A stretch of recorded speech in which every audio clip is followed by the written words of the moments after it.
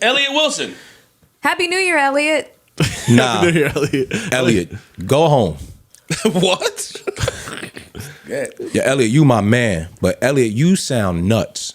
I be sounding nuts too, but I be sober when I sound nuts. They killing you right now for that Beyonce tape. I don't give a fuck. Okay. Okay. So I just watching him on podcast and him discussing how he feels about other people in entertainment trying to flip over to becoming podcasters and being in media, and it just sounded like a drunk thought. And I'm just starting to watch Elliott on a lot of different spots. It looked like I don't know if is Elliott going through something?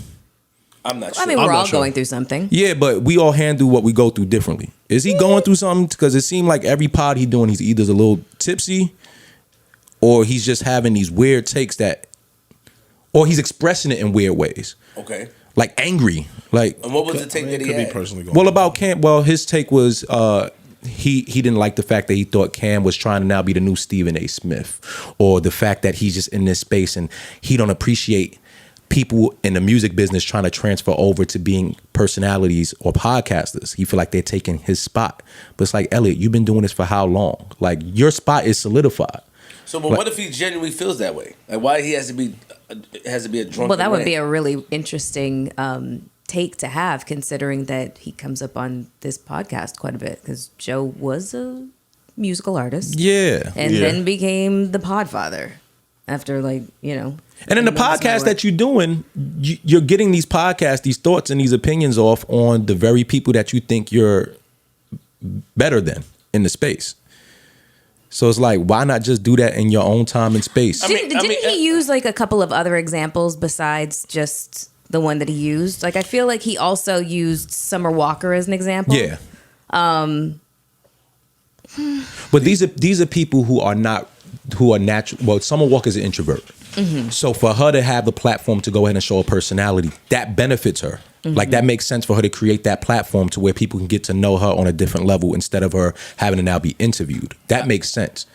I think he's talking about other people, like, let's just say, like Nori, Joe, or Cam, Mace. Mm-hmm. Like, why do you get to go from being artists and then come to this realm of entertainment? But why do you got to be? You don't got to be pigeonholed. Like, people are multifaceted. People have multiple talents.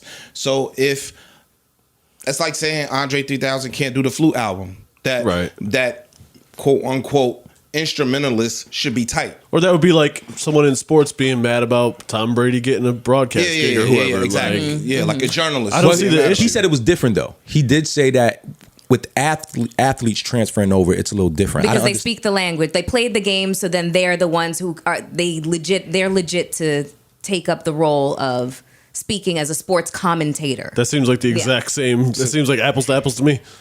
Here's the thing with me. I feel like when the rappers turn Speaking podcasters, to the mic, sir. I am. You can't talk. You're a little far. You're a little far. Really? I mean, Those headphones right behind you. I feel like the rappers turn podcasters.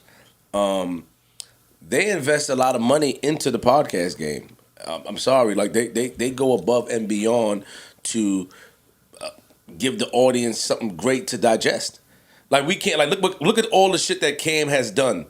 Cam has created his own sports show. He invested money to do so. You know what I'm saying? Like, it's amazing, it's beautiful, and he figured a way how to get it. Same thing with Joe. Look at what Joe has done. You know what I mean? All the work he has put in, all the, like, when rappers come into this space and they speak, the audience are likely to listen to them more than a regular broadcaster. Yeah, you come in with a fan base exactly. already. You don't and have on to top necessarily of that, have one. and other artists is quicker to respond to a rapper turned podcaster than just a podcaster. I just hate seeing someone like Elliott feel threatened by people coming into the game now and feel like they're going to take away some of his spot. Like, he first off, Elliott is amazing. Yeah, he's a legend at what he does. He should never feel like at any time anybody coming into this space, new or old or whatever, is going to be able to take away interviews from him or remove him from the spot that he's already solidified. It can still thin out your value. But they might take it away. But so what, nigga? Like, Elliott has his time. He's a legend. People still respect Elliott, and Elliott should just respect the game, man. Like, Yeah. How long would you be at that spot for? Now, my thing, right? No, how long would you want to be at that spot for? A lot of times they complain the same thing pertaining to DJs and a lot of other people. How long do you want to hold that spot for? On the spot? Some people only, that's all they do, and they don't have anything else to fall back on. Not saying Elliott, but some people want that spot because that's their comfort zone.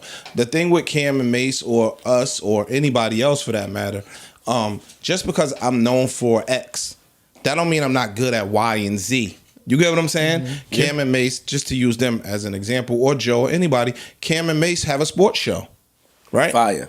Dog, Cam and Mace play sports their whole fucking life. Mm-hmm.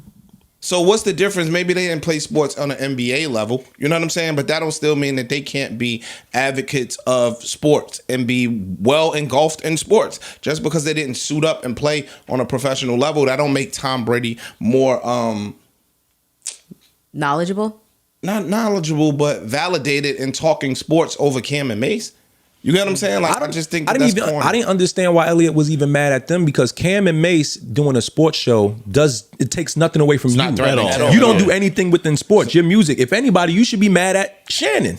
Shannon is a sports guy who's now interviewing everybody, whether it be music, comedy, everything. That's the person you should have an issue with. So I was confused at why you pick Cam and Mace. I think niggas get old and then just don't know how to move out the way. No, I think they be devaluing people's. They be devaluing people based on what they. I'm not trying to be disrespectful because I love Elliott, but I'm just being honest. I think at a certain point, the older you get, you either decide you want to keep playing the game as a player or you decide to be a coach or an owner. Mm-hmm. And if you haven't made that transition over to coach and owner yet, and you still holding on to that jersey, you got to understand at certain points, niggas don't need you on the team like that no more. Like you start phasing out as a player. So maybe this is the time where Elliott should start phasing himself out in the player realm and become more of a coach or owner and not looking like you need to be the person doing the interview. How about go hire and go branch the young guy that you can now coach into being the new interviewer instead of you needing to be in front of the screen? Because you should never get to this point where you start hating on new niggas, especially niggas that you honestly have a respect for. I know you respect Cam. Yeah. So that's why it was weird. Like, why would you do that? I think he responded. Okay, let's give him there's a Cam response. I'm gonna give a shout out to Brandon Marshall, Kevin Garnett, Matt Barnes, Dan Labatar, Nick on First Things First, especially Stephen A. Smith, Gillian Wallow, and Gilbert Arenas. I named them three last because they gave me and Murder some game about this business before we got into the business.